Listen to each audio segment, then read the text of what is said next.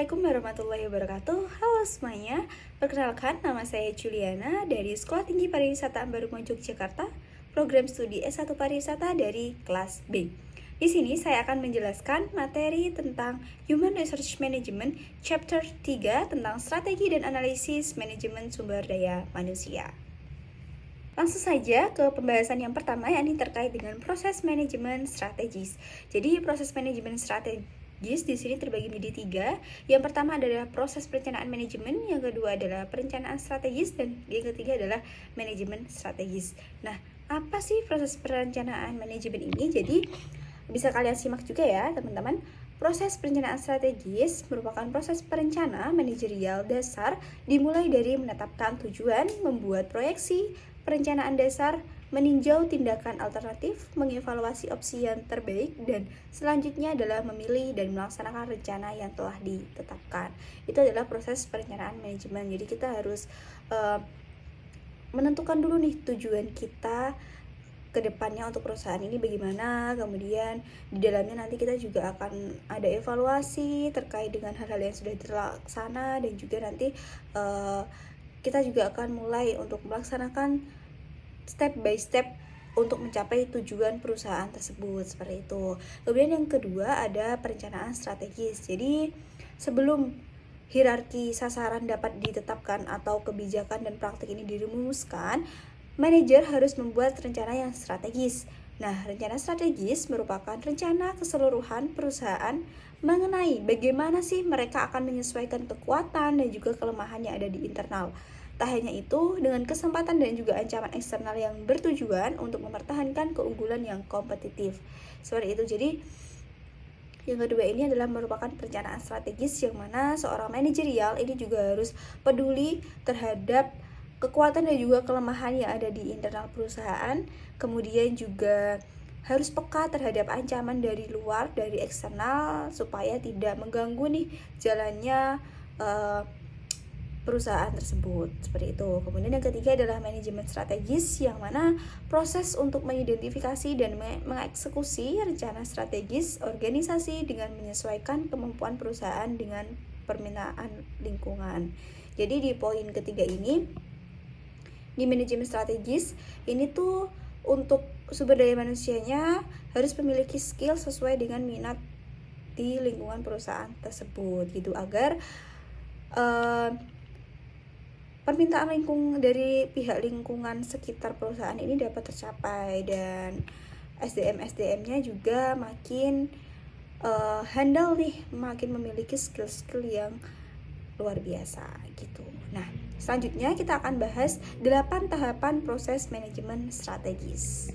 Untuk 8 tahapan proses manajemen strategis, yang pertama adalah tahap bertanya, di mana sih kita sekarang gitu. Jadi ketika kita udah masuk nih dalam suatu perusahaan, kita pasti harus menanyakan kayak di mana nih kita sekarang gitu. Kita harus bisa belajar terkait dengan lingkungan yang ada di perusahaan tersebut. Kita harus bisa membaca karakter seseorang, dan juga kita harus memahami nih product knowledge dari perusahaan tersebut.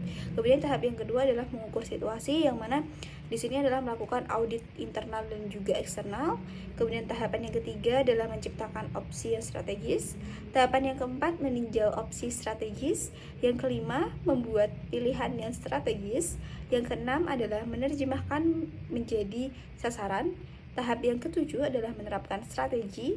Tahap yang kedelapan adalah meningkatkan kinerja dengan SISDM. Baik, selanjutnya kita masuk ke jenis-jenis strategi.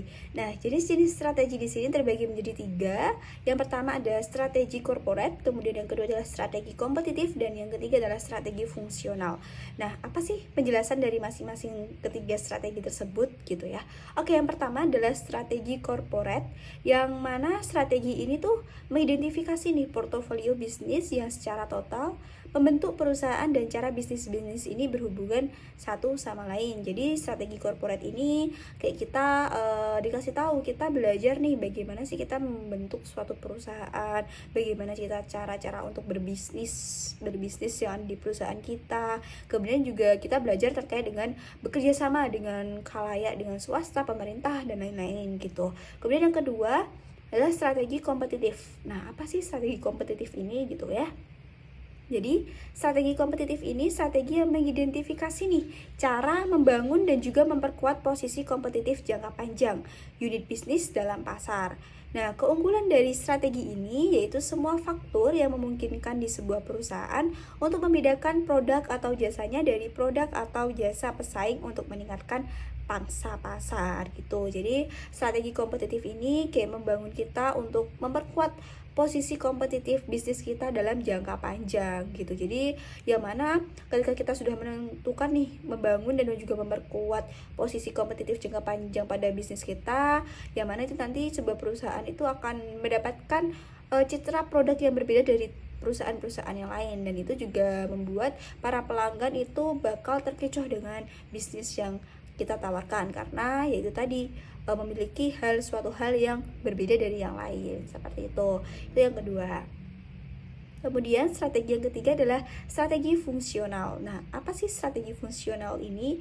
Jadi strategi yang mengidentifikasi apa yang harus dilakukan di setiap departemen untuk membantu bisnis mencapai sasaran strategisnya seperti itu. Nah, strategi fungsional ini tuh kayak kita sebagai manajer nih harus membantu staff-staff yang ada di bawah kita untuk mencapai sasaran pada bisnis yang kita inginkan gitu. Jadi sebagai manajer kita juga tidak menyuruh-nyuruh doang ya, kita tetap membantu SDM-SDM di bawah kita untuk mencapai tujuan bisnis bersama, ya setidaknya mengarahkan lah seperti itu. Nah, itu adalah 3 jenis-jenis strategi dalam strategi dan juga analisis manajemen sumber daya manusia.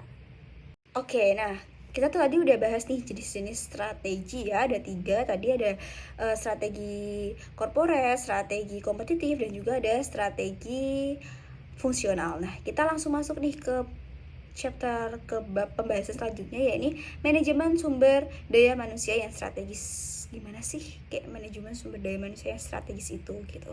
Jadi dalam manajemen sumber daya manusia yang strategis kita perlu merumuskan dan juga melaksanakan nih kebijakan dan praktik sumber daya manusia yang menghasilkan kompetensi dan perilaku karyawan yang dibutuhkan perusahaan untuk mencapai sasaran strategisnya seperti itu. Jadi sebisa mungkin para manajer ini sebelum menerima berarti masuk ke HRD ya. Jadi sebelum HRD ini menerima seseorang untuk masuk ke dalam perusahaannya, juga diperlukan untuk melihat nih kompetensinya SDM itu gitu. Kita juga harus melihat pengalaman-pengalamannya, skill-skill yang ia kuasai gitu, yang mana itu harus relevan juga dengan yang dibutuhkan oleh perusahaan yang sedang kita buka lowongan pekerjaannya gitu. Nah, selanjutnya adalah menerjemahkan strategi ke dalam kebijakan dan praktik sumber daya manusia. Yang pertama adalah strategi baru. Jadi kita harus mengawali, beradaptasi dengan sesama-sesama kawan di perusahaan. Yang kedua, kompetensi dan perilaku karyawan baru. Kita juga harus bisa memahami masing-masing karakter dari karyawan-karyawan yang ada di perusahaan. Kemudian yang ketiga, kebijakan dan praktik SDM baru. Yang keempat, program pelatihan dan komunikasi baru. Yang kelima, program pengayaan pekerjaan baru. Yang keenam, program kompensasi dan tunjangan baru.